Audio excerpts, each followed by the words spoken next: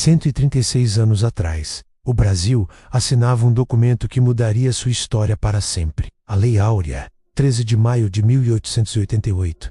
A escravidão oficialmente chegava ao fim. Imagens da época nos mostram ruas cheias, celebração, a promessa de um novo começo. Mas o que acontece quando a festa acaba? O que veio no dia seguinte e nos anos seguintes? Esta é a história não contada do que veio depois da abolição. As ruas, antes cheias de grilhões, agora se enchiam de homens e mulheres recém-libertos. Mas libertos para onde? Para o quê? Imagine acordar e pela primeira vez ser dono do seu próprio corpo, do seu próprio tempo. A euforia deve ter sido indescritível.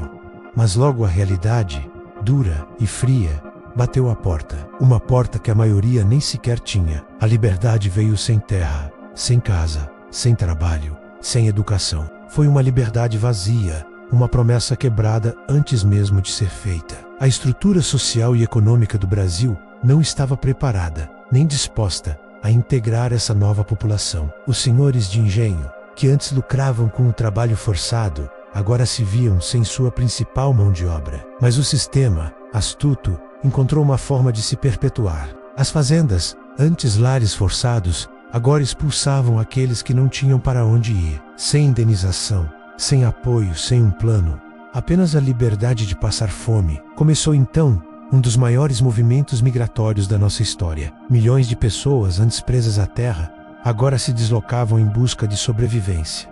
O destino: as cidades. Rio de Janeiro, Salvador, São Paulo, cidades que cresciam, que se modernizavam, mas que não tinham espaço para eles. Empurrados para as áreas mais indesejadas, os morros, as margens dos rios, os terrenos alagadiços, ali, com restos de madeira e folhas de zinco, nasceram as primeiras favelas, não como uma escolha, mas como a única opção. Um refúgio precário contra uma sociedade que lhes virou as costas. Enquanto isso, a elite brasileira se preocupava com outra questão: a identidade nacional. O que fazer com um país majoritariamente negro e mestiço? A resposta veio em forma de política de Estado. O governo começou a incentivar ativamente a imigração europeia. Italianos, alemães, portugueses, espanhóis chegavam aos montes, com promessas de terra e trabalho. A ideia era clara e documentada: branquear a população, substituir a mão de obra negra, agora livre, pela mão de obra branca, europeia, considerada superior. Leis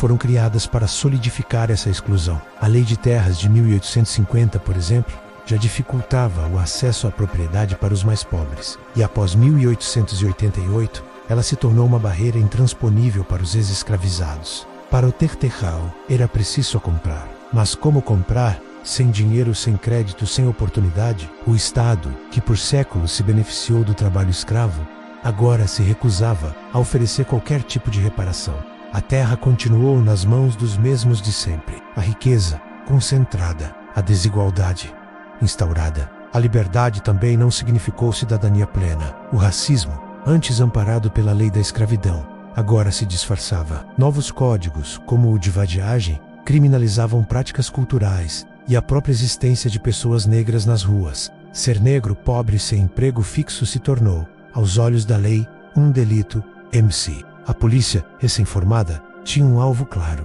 A perseguição era constante, a liberdade era vigiada. Mas onde há opressão, há resistência. E a resistência do povo negro no Brasil foi, e é, acima de tudo, cultural. Foi nos lares, nas comunidades e nos encontros simples do dia a dia que a identidade africana, que tentaram apagar por séculos, encontrou forças para resistir e se preservar. Na Bahia e no Rio de Janeiro, surgiram movimentos culturais e comunitários que se tornaram importantes espaços de apoio, resistência e fortalecimento social. Espaços onde as tradições eram preservadas, a história valorizada e a dignidade do povo reafirmada. Do corpo que antes era só ferramenta de trabalho, bratu e arte. A capoeira, que era luta disfarçada de dança, se tornou um símbolo de resistência e agilidade. E dos encontros nos quintais, da batucada no fundo de casa, da mistura de ritmos africanos com influências europeias, nasceu o samba. O samba não é só música, é a crônica de um povo,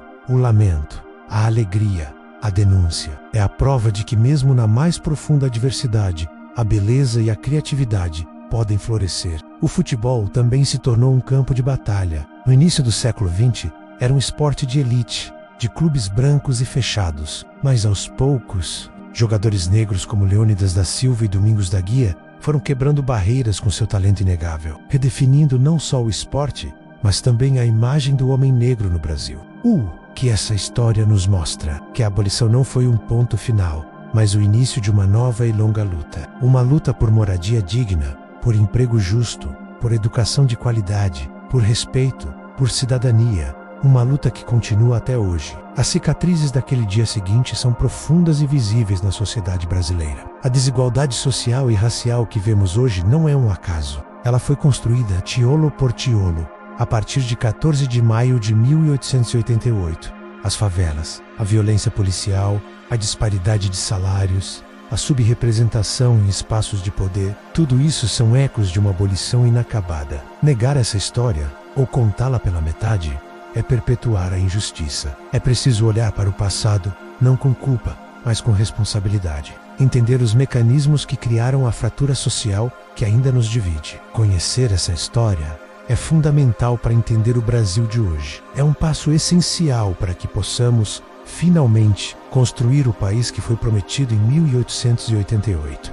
Um país de liberdade e, principalmente, de igualdade para todos. As feridas ainda estão abertas, mas a história da resistência negra nos ensina que a esperança e a luta por um futuro mais justo nunca podem morrer. Obrigado por assistir e por refletir conosco sobre essa parte tão crucial e dolorosa da nossa história. Se você acredita na importância de conhecer o passado para transformar o futuro, compartilhe este vídeo. Deixe seu comentário sobre como essa história ressoa em você. E não se esqueça de se inscrever no canal para mais conteúdos que nos ajudam a entender quem somos. Até a próxima!